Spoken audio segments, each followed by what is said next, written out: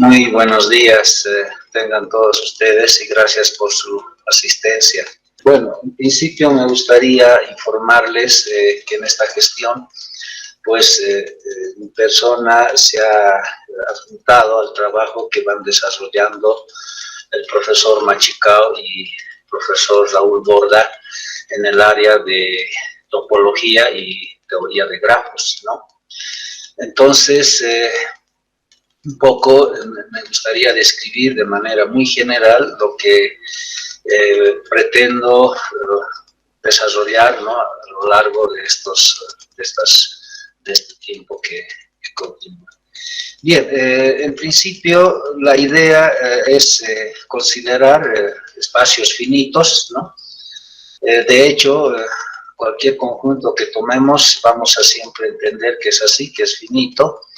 Ya, y pues en estos espacios finitos pretendemos, bueno, describimos todas las topologías posibles que pueden definirse en él, ¿no?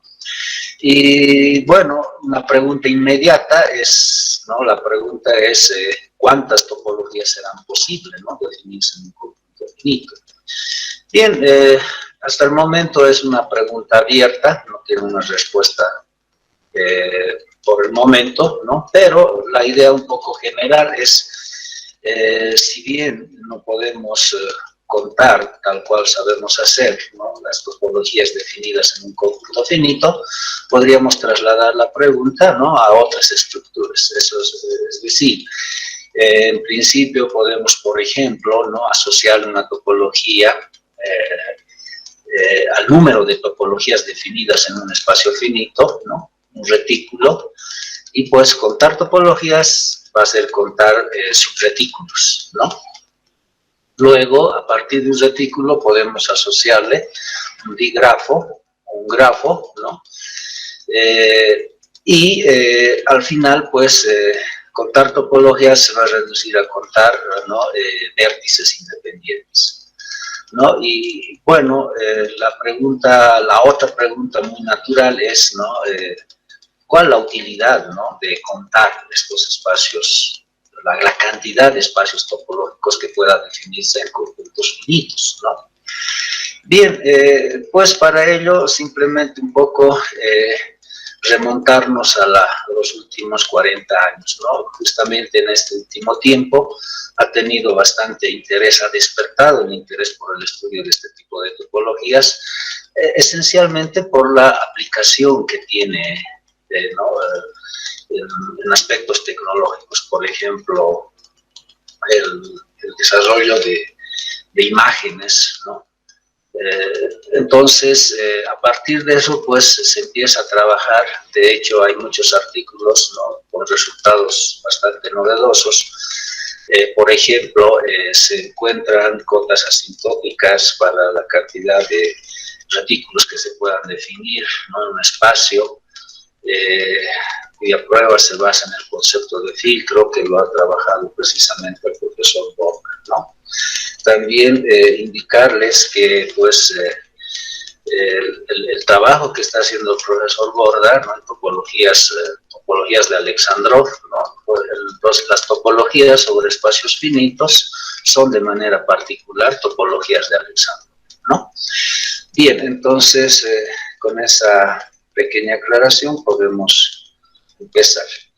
Bien, en principio, pues, un poco acerca de la historia. Como saben bien, la topología es una de las áreas de la matemática más jóvenes, ¿no? Entonces, por lo tanto, pues, el estudio de las topologías finitas también tiene que serlo, ¿no? De hecho, aproximadamente en los años 30 es cuando Alexandrov precisamente empieza a estudiar este tipo de topologías.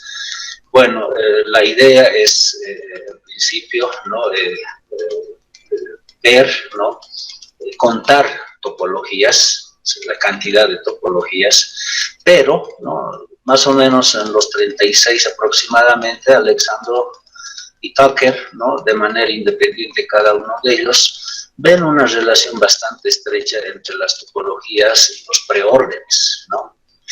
Entonces, a partir de un preorden se induce un orden parcial.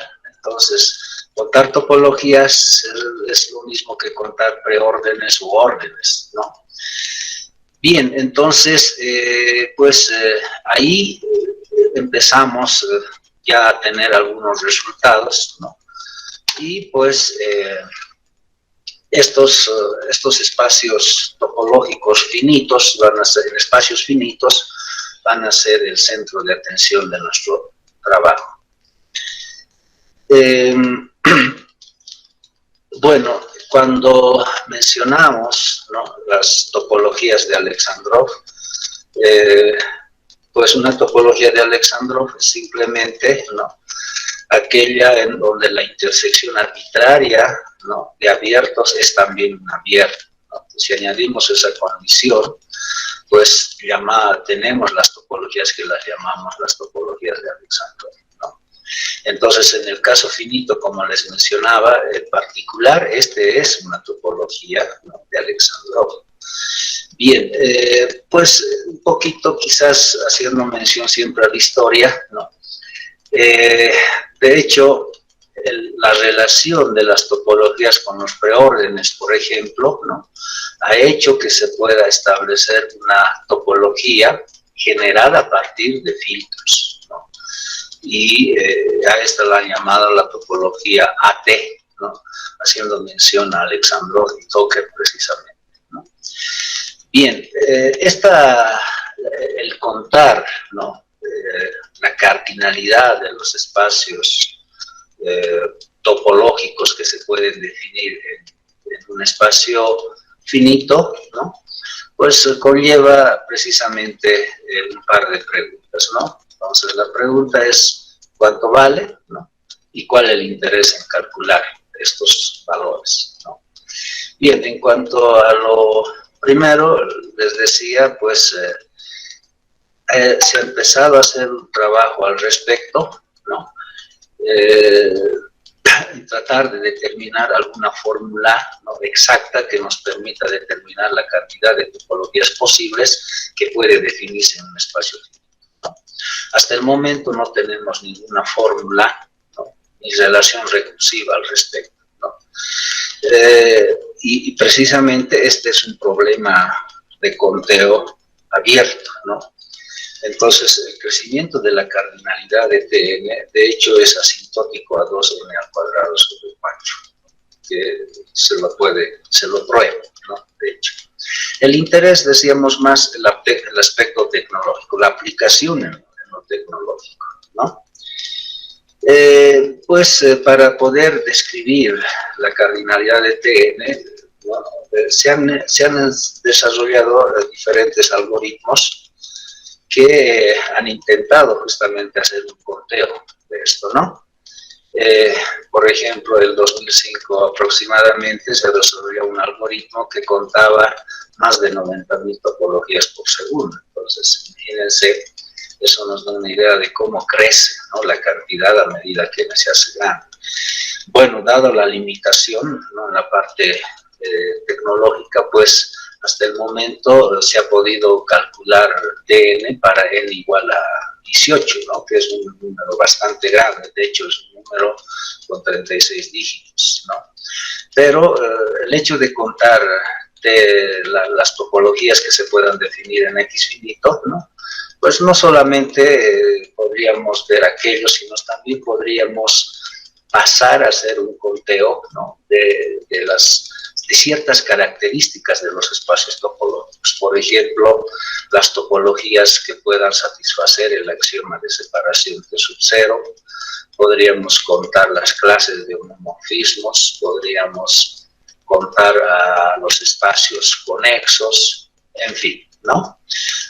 Claro, es la pregunta siempre, ¿y para qué?, ¿no? Bueno, la idea, saben ustedes, matemática es pues siempre incursionar en algo desconocido para obtener algún resultado concreto, ¿no? En el caso del conteo de las características de un espacio topológico, pues ha mostrado que hay una relación bastante interesante entre los espacios T sub 0 y los conexos, ¿no? La razón entre ellos, ¿no?, para n grande, parece ser que tiende hacia 1. Esa es también una otra conjetura que se tiene hasta el momento. Eh, bien, también podemos, aquí por ejemplo, en el cuadro que muestro, tengo el caso para 2 puntos, ¿no? Y en este conjunto, pues, podemos definir 4 topologías, ¿no? Nada complicado, pero de estas 4 topologías, por ejemplo, podríamos observar, ¿no?, que las 3 primeras, ¿sí?, T1, T2 y T3, son espacios conexos, ¿no? Las últimas 3, ¿no?, T2, T3 y T4, ¿sí?, son, perdón. Bueno, aquí les decía, si observamos, este es el diagrama de las 4 posibles topologías que podemos definir en un espacio con 2 elementos, ¿no? Les decía, pues, estas 3 primeras, ¿no?, son precisamente espacios conexos, y las últimas 3 son espacios T sub 0. De estas podemos, por ejemplo, observar que T2 y T3 son homeomorfos, ¿no? Bien, entonces podemos, les decía, ir contando este tipo de características, ¿no?, para espacios finitos, ¿no?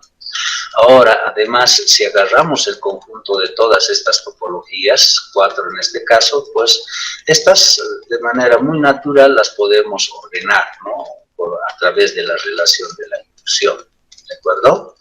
Bien, y aquí justamente en esta tabla, ¿no?, pues mostramos algunos de esos valores calculados, ¿no?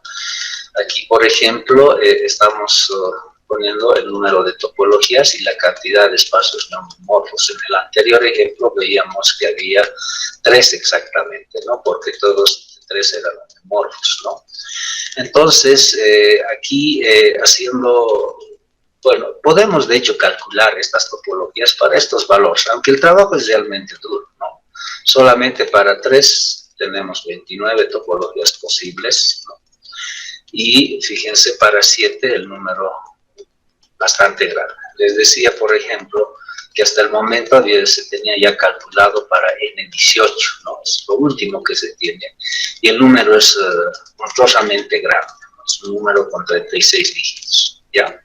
Y aquí se hace el conteo de los espacios neomorfos, ¿no? Entonces, el hecho de contar, ¿no?, este tipo, por ejemplo, de características, pues nos lleva también a hacer un conteo de otros, como les decía, espacios conexos, espacios T sub 0, ¿no? Y aquí se puede notar que si hablamos del número de topologías, este crece exponencialmente, ¿no? Y aquí los espacios no homomorfos, las clases de homomorfismos, ¿no? En este otro recuadro estamos observando, ¿no?, que, por ejemplo, la clase para n igual a 2, ¿no?, en el anterior ejemplo veíamos que teníamos 3 espacios conexos, ¿no? Las clases de homomorfismos en estos 3, ¿no?, eran 2, ¿no? Entonces, y así, de esta manera podemos ir contando determinar la cardinalidad de topologías con estas características. Una relación muy interesante es precisamente la razón que existe, ¿no?, entre las topologías conexas, ¿no?, y la cardinalidad de los espacios T sub 0, ¿no?, aquellos que satisfacen el axioma de separación T sub 0. Bueno, por ejemplo, para N16, ¿no?, esa razón sale 0.984, ¿no? Entonces, ahí la conjetura es que el límite para n muy grande de la razón entre las topologías, el número de topologías conexas T sub 0, ¿no?, la cardinalidad de los espacios T sub 0, es 1, ¿no? Luego, podemos presentar algunas definiciones inherentes a los espacios topológicos finitos. Bien, si yo tengo un espacio topológico definido sobre un conjunto finito, ¿no?, lo que hacemos es encontrar todas las colecciones, ¿sí?, de los cerrados, es decir, hallamos los cerrados de cada abierto, ¿no?, Y esa colección, pues la vamos a llamar cotopología, ¿no? Que la denotamos por T asterisco, ¿de acuerdo? Bien, aquí, dado que, ¿no?, X es finito, asumimos eso siempre, ya la cantidad de topologías que podemos definir en X será, por supuesto, igual a la cantidad de topologías tau asterisco que podemos definir en X. Esto debido a la correspondencia 1 a 1 entre abiertos y cerrados, ¿no? Entonces, de esa manera, si nosotros tomamos X con tau asterisco, claramente ese par forma un espacio topológico, ¿no? Entonces, esta dualidad topología-cotopología es simplemente una característica propia de los espacios finitos, ¿no? Porque en espacios no finitos, ¿no?, generalmente los cerrados no satisfacen las acciones de topología, ¿no? Bien, como veíamos en la tabla, ¿no?, como a medida que n crece, ¿sí?, la cantidad de topologías se hace bastante grande, tiene un crecimiento exponencial, ¿no?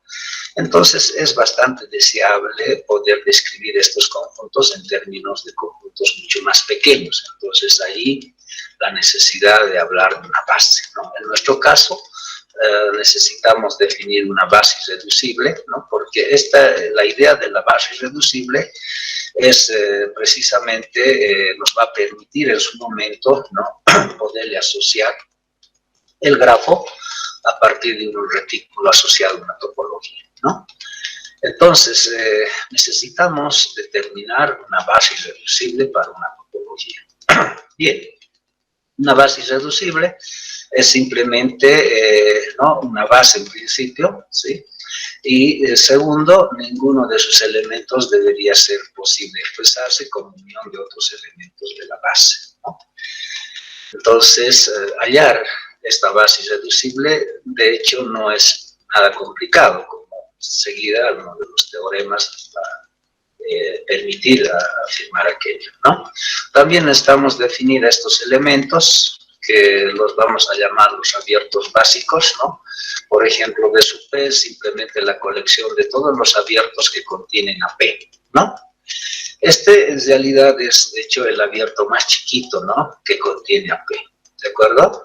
Y en este otro, de la misma manera, considerando la cotopología, ¿no?, entonces B asterisco sub P va a representar, ¿no?, o representa ya la intersección de todos los cerrados, en este caso, ¿no?, que contienen a P. Entonces es el cerrado más chiquito que contiene a P, ¿sí?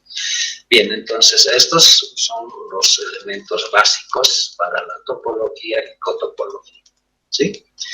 Bien, también conceptos análogos, ¿no?, a la clausura, por ejemplo. Recuerden, la clausura la definíamos, ¿no?, como la intersección de todos los conjuntos cerrados que contienen A, ¿sí? Y este era, de hecho, el cerrado más chico que contiene a A, ¿no? Y uno análogo a este es la coclausura, en donde cambiamos la palabra de abierto, o de cerrado, mejor dicho, por abierto, ¿no? Y obtenemos lo que es la coclausura de A, ¿ya? Bien, haciendo una analogía, también el interior de A, ¿no? Definimos el interior de A como la unión de todos los conjuntos abiertos contenidos en A. En este caso, cambiamos la palabra abierto por cerrado y obtenemos la definición de interior de A, ¿no? En su momento, obviamente, estos conceptos van a ser necesarios, ¿ya? Y en cuanto a las propiedades de la coclausura y el cointerior, pues son análogas a las que tenés, por ejemplo, en la coclausura, ¿no? Sabemos que dentro de la clausura, por ejemplo, ¿no?, un conjunto siempre está metido en su coclausura, perdón, en su clausura, ¿no? La clausura de una unión es unión de sus clausuras, ¿no? La clausura de la clausura de A es A, etcétera. Entonces, esas mismas propiedades se reflejan para la coclausura, ¿sí? Bien, entonces les decía, va a ser primordial poder determinar, ¿no?, una base irreducible para un espacio topológico, ¿no?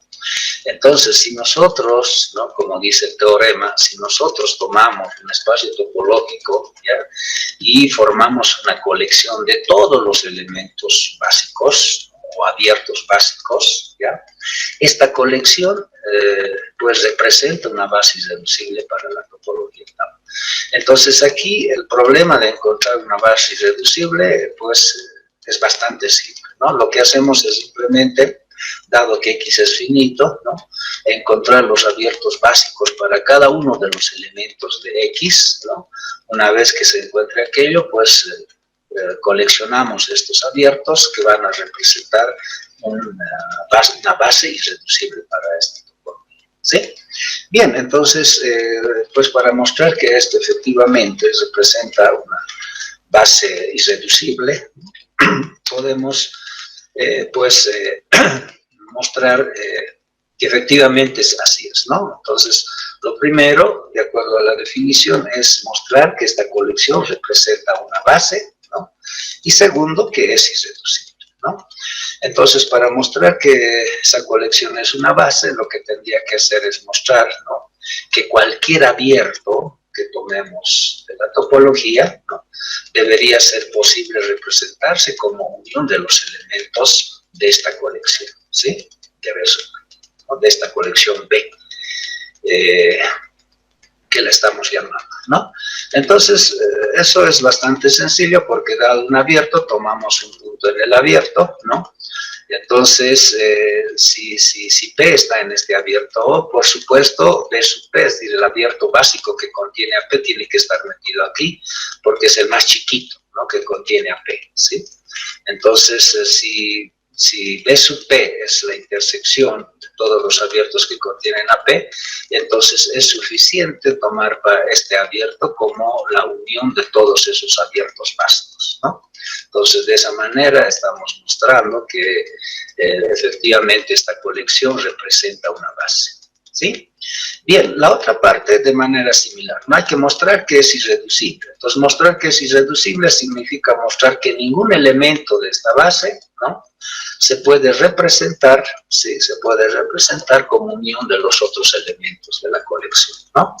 Bien, entonces aquí lo que hacemos es simplemente suponer que sí es, ¿no?, que sí podemos representarlo así como unión de los otros, ¿no? Por ejemplo, aquí estoy tomando un B sub P que estoy diciendo es la unión de los otros elementos de la colección, ¿no? Entonces, si ocurre esto, pues vemos que B sub I está, bueno, aquí hay un error de typeo, ¿no? No es esta B que está aquí, sino es esta de aquí, ¿no? De B sub P. Ya, entonces aquí claramente esto se tiene, esto es verdad, ¿no? Bien, lo que se hace aquí esencialmente es mostrar, en principio, encontrar dos abiertos que contengan a P, ¿no?, que en realidad no habían sido distintos, sino son los mismos, ¿no? Entonces, aquí, por ejemplo, ¿no?, P está efectivamente en este abierto básico, ¿no?, y P también está en este otro abierto. Entonces, estos dos son al ser iguales, pues me está indicando precisamente que no es posible que esto ocurra, porque si se da esto, estos son los mismos, ¿no? Son los mismos, es el mismo abierto básico. Bien, entonces aquí podemos ya ver el caso, digamos, bueno, un ejemplo de lo que se está diciendo de las definiciones que mostramos, ¿no? Tengo aquí un espacio con 4 elementos, ¿no?, y una topología que se puede definir en X, ¿no? Bien, la notación esta es simplemente para mejorar, ¿no?, no ser muy pesado. Este 13, por ejemplo, es en realidad el conjunto que contiene este par de elementos, ¿no? 1, 3, ¿de acuerdo? Bueno, con esa notación, aclarando aquello, esto se hace muy fácil de escribir para los casos finitos. Bien, entonces aquí en esa topología, por ejemplo, la cotopología, decíamos, es simplemente, ¿no?, tomar los cerrados de cada uno de los elementos de Tau. Entonces esa colección, en este caso, viene por estos elementos, estos son los cerrados, ¿no? Y esta colección efectivamente forma una topología, ¿no? los elementos de la base irreducible. Como dice el teorema, ¿no? La colección de todos esos elementos forma una base irreducible. Entonces, lo que hacemos, lo que vamos a hacer, ¿no? Es, tomamos, tenemos aquí tau, tenemos el espacio X, lo que hacemos es determinar los elementos básicos de cada uno de los elementos de X, ¿no? En este caso, por ejemplo, para el 1, si el elemento básico es la intersección de todos los abiertos que contienen al 1, ¿no? Y en este caso, esa intersección, que vendrían a ser este conjunto, este y este, bueno, 4 en realidad, ¿no? Estos 4, ¿sí? La intersección es precisamente esta, ¿no? De esa manera vamos calculando los elementos básicos para cada uno de los elementos de X. Para el 2 es 1, 2, 3, ¿no? Para el 3 el mismo 3, para el 4, por ejemplo, ¿no? Buscamos todos los abiertos que contienen al 4, ¿no? Entonces son estos dos en este caso, ¿sí? Intersectamos aquellos, la intersección es esa, ¿no? Bien, entonces, una vez que se tienen los elementos básicos, ¿sí? Lo que hacemos es coleccionar todos esos elementos, ¿no? Y de esa manera obtener la base irreducible para esta topología, ¿no? En este caso en particular, la base irreducible va a tener como elementos al 1, 123, 3 y 34, ¿sí? Bien. La coclausura, como decíamos, es la intersección de todos los conjuntos abiertos que contienen A, ¿no? Entonces, en este caso, para este conjunto formado por 1 y 4, ¿no? La coclausura es 134, ¿no? Como aquí se puede ver, si vamos intersecando, pues tenemos este valor. Para el 23 lo propio, ¿no? En el cointerior, aunque no hay una notación oficial, pero podemos de igual manera, ¿no? Haciendo uso de la definición, el cointerior de A, decíamos, es la unión de todos los conjuntos cerrados que están contenidos en A. Entonces, en esa medida, por ejemplo, para el 14 y 12, el cointerior de esos conjuntos vienen a estar representados por 4 y 12. Bueno, eso, digamos, en cuanto a las topologías finitas. De hecho, se puede hablar bastante sobre ellas, pero me interesa, les decía, ver algunos conceptos que posteriormente las vamos a ir aplicando, ¿no? En los retículos, pues, como saben ustedes, ¿no? La idea de retículo, ¿sí? Ha sido trabajado, bueno, es en realidad una rama bastante joven de la matemática. Muchos de los resultados que tenemos de retículos se la deben a Birkhoff, quien más o menos en el 16-30 ha empezado a trabajar, ¿no? Y tiene, pues, presentado todos estos resultados en un libro titulado precisamente Teoría de Retículos, ¿no? En este texto, por ejemplo, podemos ver que uno de los resultados de Birkhoff, ¿no? Pues asegura que la colección de todas las topologías, ¿no? de X, ¿no? Con la relación de la inclusión, ¿no? Forma un conjunto parcialmente ordenado, donde el elemento máximo, ¿no? Es la topología discreta y el elemento mínimo es la topología indiscreta, ¿no? A partir de eso, pues podemos asociarle nosotros de manera particular, ¿no? Una topología ordenada con la relación de la inclusión. Entonces el máximo será X y el mínimo será el vacío. ¿De acuerdo? Entonces, esta característica precisamente le da una estructura, ¿no? De retículo a estos espacios topológicos sobre conjuntos finitos. De hecho, cualquier conjunto finito, ¿no? O cada retículo finito, por ejemplo, es completo, ¿no? Bien, entonces un poquito ver que la idea de retículos la podemos definir de dos maneras, ¿no? Una algebraica, ¿no? En donde esencialmente se pide que se cumplan 4 axiomas, ¿no? Para dos operadores que la llamamos bit y join o suma y producto, como habitualmente nosotros lo conocemos en lógica, ¿no? Son dos operaciones binarias que se pide cumplan 4 axiomas, ¿no? Que son axiomas muy básicos, ¿no? La asociatividad, conmutatividad, idempotencia, absorción, ¿no? Y a partir de ello se define un orden y ahí tenemos, o se define, y a partir de eso, pues tenemos lo que se llama un retículo. La otra forma de hacer que es equivalente a esta es introduciendo el concepto de orden, de una relación de orden parcial, ¿no? Claro, desde el punto de vista parece ser un poco mejor debido a que esto nos presenta una visión geométrica, ¿no? Entonces, un conjunto parcialmente ordenado es simplemente un conjunto con un orden parcial definido, ¿no?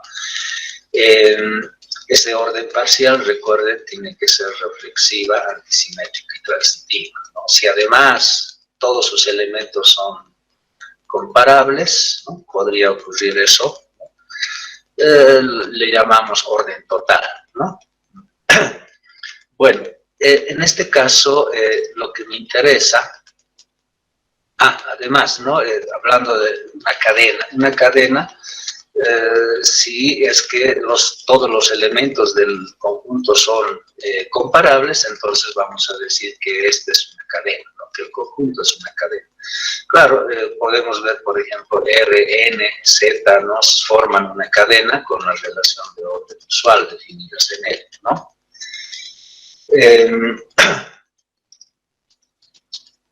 Bien, miren, tenemos nosotros el conjunto de partes de X con X finito, ¿no? Y pues este conjunto, con la relación de la inclusión, ¿no? Forma un conjunto parcialmente ordenado, ¿no? Y claro, esto es bastante claro, ¿no? Porque esa relación de orden, en este caso la inclusión, es efectivamente una relación que cumple las 3 propiedades: reflexividad, antisimetría y transitividad, ¿de acuerdo? Entonces, si nosotros ahora consideramos la colección de todas las topologías sobre X, ¿no?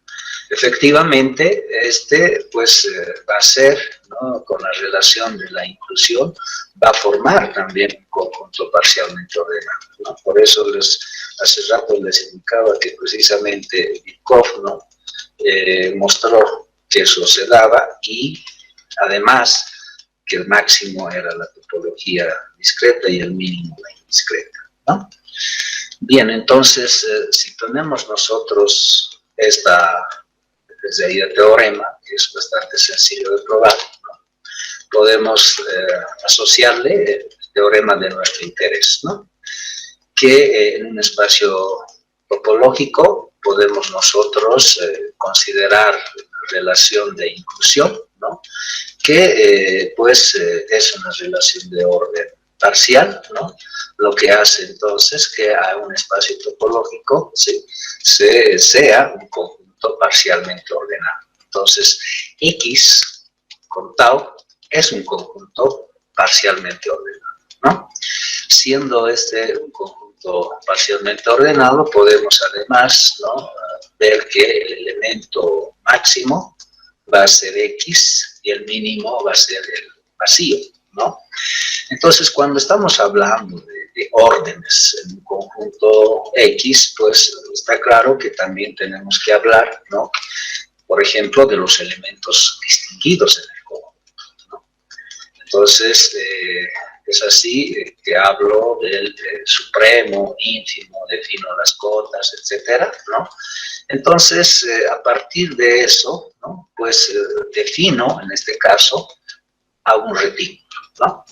Entonces, si nosotros consideramos un conjunto parcialmente ordenado, que es, bueno, lo abreviamos nosotros de esta manera, como CPO, ¿no?, conjunto parcialmente ordenado, ¿ya? Entonces, pues, si resulta que para cualquier par de elementos en P, ¿no?, existen tanto el sub como el in, ¿no?, entonces decimos que este par forma un retículo, ¿no? En el caso de que cualquier subconjunto, ¿no?, de P, ¿sí?, tenga el sub y el inf, entonces vamos a decir que este par forma un retículo completo, ¿no? Así existe, bueno, esta es una notación para indicar que para indicar el sub de S, ¿no?, ese subconjunto de P y el ínfimo de S, ¿no? Si estos existen, ¿no?, para cualquier subconjunto de P, entonces P se llama un retículo completo, ¿no? Bien, en el caso particular nuestro, pues podemos efectivamente ver, ¿no?, que el conjunto de las topologías con la relación de la inclusión forma un retículo, ¿no? De hecho, un retículo completo, ¿no? Y entonces, si es así, en particular un espacio topológico, entonces un espacio finito, ¿no?, tiene esa estructura, ¿no? Tiene la estructura de retículo completo, ¿sí? Bien, entonces, hablando de retículos, por supuesto, tenemos que también hablar de los famosos diagramas de Hayes, ¿no?, que son diagramas que representan precisamente conjuntos, ¿no?, con una determinada relación de orden, ¿no?, parcial, en nuestro caso la inclusión. Entonces, podemos asociarle entonces a estos espacios topológicos esos diagramas o digrafos, porque son esos, ¿no?, son digrafos, porque las vamos leyendo de abajo hacia arriba, entonces hay una dirección establecida, ¿no? Bien, entonces podemos asociarle esos diagramas y, por supuesto, va a ser gráficamente representar el retículo del espacio topológico, ¿no? Bien, de hecho, pues dentro de los resultados que tenemos, que conocemos, ¿no?, es que en un retículo, cualquier subconjunto finito, no vacío, tiene siempre el supremo. Entonces, a partir de ello, la consecuencia de eso es precisamente esta proposición, ¿no? Cada retículo finito tiene que ser completo, ¿no? Entonces, en el caso particular nuestro, por eso les decía, ¿no?, estos espacios topológicos definidos sobre conjuntos finitos tienen que ser completos, no son retículos completos, ¿no? Bien. Entonces, si consideramos de manera particular, ¿no?, este espacio, bueno, X con estos 4 elementos, tau con estos otros, ¿no?, podemos a este espacio topológico sin ningún problema asociarle su diagrama de Hayes, ¿no? Entonces, este es el diagrama, ¿ya? Pero aquí la situación es esta, ¿no? Miren, no olvidemos que en algún momento una de las preguntas era ¿cuánto vale la cardinalidad de T? Entonces, si bien contar topologías no tiene una respuesta hasta el momento, pero la idea es trasladar quizás estas ideas a otras, ¿no? A otras, en este caso, una estructura que es la de retículo, ¿no? Entonces, nosotros podríamos considerar el conjunto de partes de X finito, ¿no?, que sabemos que con la inclusión, ¿no?, forma un conjunto parcialmente ordenado, ¿sí? En esta colección, bueno, a ese conjunto podemos asociarle su diagrama correspondiente, el diagrama de Hayes, ¿no? Y pues contar estas topologías se reduciría ahora a contar, ¿no?, todos los subretículos, ¿no?, todos los subretículos que contengan a X y al vacío, ¿no? Claro, el trabajo, como verán, no es tampoco nada sencillo, pero podemos trasladar ese interrogante a esos en términos de retículos, ¿no?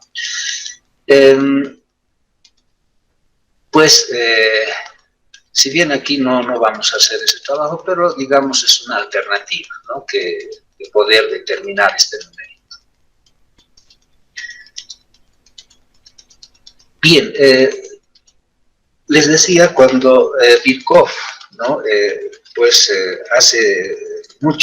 tiene muchos de los resultados sobre retículos, ¿no?, justamente, él define a los retículos distributivos, ¿no? Entonces, los retículos distributivos, ¿no?, son aquellos retículos donde se cumple la ley distributiva, ¿no? Para el producto y suma, ¿no? Respectivamente. Ya, entonces, una pregunta natural es, ¿no? Si un retículo en principio es distributivo si se cumple la ley distributiva, ¿no? Entonces, también define los retículos completamente distributivos, ¿no? Donde se cumple la ley general de la distributividad, ¿no? Y ese tipo de retículos los llaman retículos browerianos o completamente distributivos, ¿no? Entonces, ahí, por ejemplo, en los retículos completamente distributivos, ya uno de los estudiantes de la carrera de su proyecto de grado, ¿no? Había trabajado sobre ello, y pues el trabajo se reduce a una cosa sencilla, ¿no? Un retículo es completamente distributivo o broweriano si solamente si su radical distributivo contiene solamente al neutro, ¿no? Claro, el enunciado es bastante simple, pero la prueba es bastante pesada, ¿no? Bien, pero hablando en los retículos distributivos, ¿no?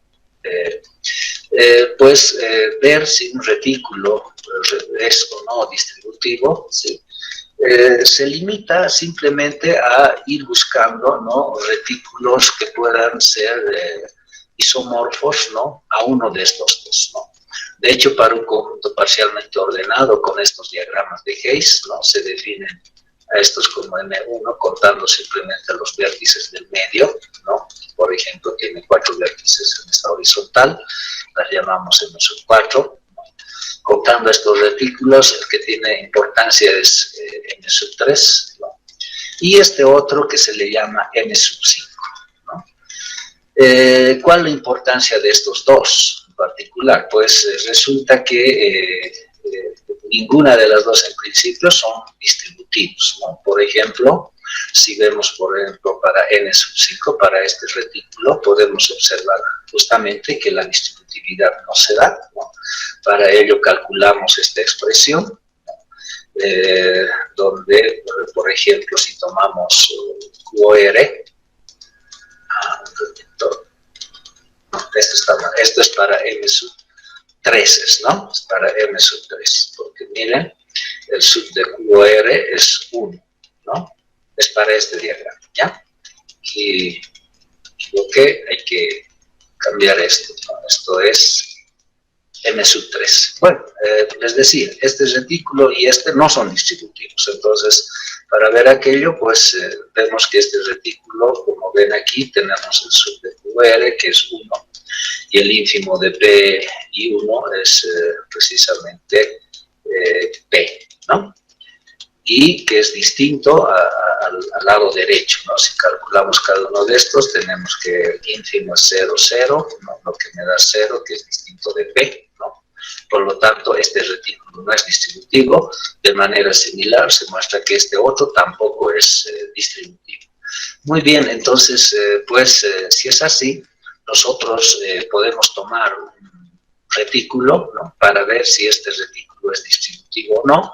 Lo único que hacemos es, ¿no? Mostrar que no existe ningún subretículo, ¿no?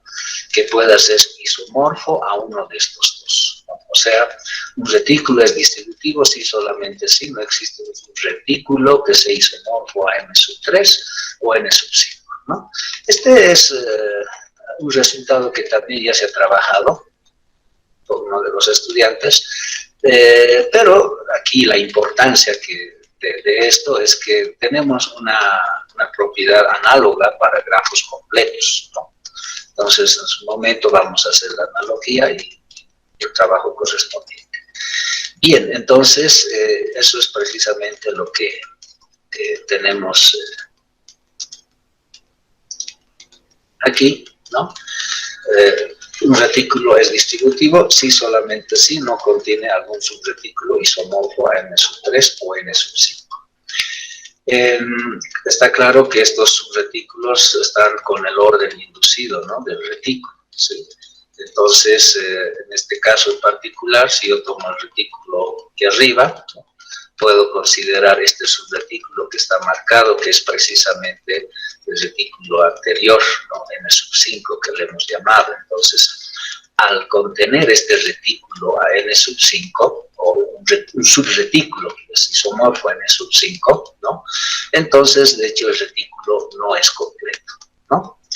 Bien, entonces, en los grafos vamos a, de igual manera, mantener esto. Bien, entonces, miren, aquí en resumen, lo que hacemos es, ¿no? Primero, considerar estas topologías finitas, ¿no? Si bien no existe una fórmula concreta para calcular la cardinalidad de todas las topologías posibles que se puedan definir en X, ¿no? Podríamos trasladar este problema, ¿no? a otros espacios donde el problema se mantiene. Entonces, nosotros vamos a llevar esto a grafos, nos estamos asociando en un ratito, sabemos que cada topología, ¿no? en un espacio finito se le está asociado a un retículo completo. Tenemos el retículo, lo que vamos a hacer es asociarle el bigrafo, ¿no? Y a partir del bigrafo la idea es plantearnos el conteo de topologías, pero ya dentro de la teoría de grafos, ¿no? Entonces, más o menos ese es el trabajo que se quiere hacer y esto es lo que tenía para poder mostrar. Muchas gracias.